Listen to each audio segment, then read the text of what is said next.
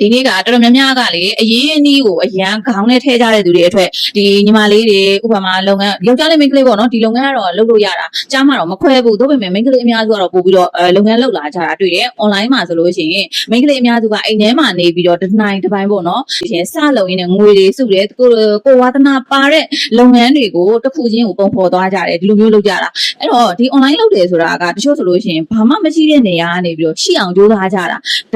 ပိုင်းတနိုင်ကိုမှတေချာလေးကြိုးစားတယ်တပိုင်းတနိုင်ကနေမှလုပ်ငန်းရှင်ဖြစ်အောင်ထပ်ပြီးတော့ကြိုးစားကြတယ်အဲ့တော့တွေ့ဝင်နေတဲ့သူတွေဆိုလို့ရှိရင်အရင်ဒီကိုအရန်ကြီးခေါင်းနဲ့မထည့်ပါနဲ့အရင်ဒီကိုခေါင်းနဲ့ထည့်တယ်ဆိုလို့ရှိရင်အရင်ဒီပြည့်စုံမှငါမှပြည့်စုံမှမရှိသေးတာငါကဝက်ချန်ရှိနေလို့ငါကအသားမဲနေလို့ငါကအဝတ်စားလာပပမရှိလို့ငါစပင်တွေမပြုတ်ပြင်ရသေးလို့ငွေကြေးတွေဆိုလို့ရှိရင်350မရှိသေးလို့300မရှိသေးလို့ဒီလိုမျိုးတွေကဘာလဲဆိုရင်ကိုယ့်ကိုတားဆီးနေတာလုပ်ငန်းကိုလုပ်ဖို့အတွက်ဒီတပိုင်းတနိုင်ကိုတော့လုပ်ဖို့အတွက်တားဆီးနေတယ်ဆိုလို့ရှိရင်ကိုယ့်တကယ်နေရာအကြီးကိုသွားဖို့ဆိုလို့ရှိရင်အများကြီးဟန်တားမှုတွေဖြစ်လာလိမ့်မယ်အဲ့တော့အဓိကပြောချင်တာကအချိန်မဆောင်ပါနဲ့ရှိတဲ့အချိန်တွေကနေစတင်ဖို့ရေးကြည့်တယ်တဘူးနိုင်တယ်ဆိုလို့ရှိရင်တဘူးစတင်ကြည့်ပါ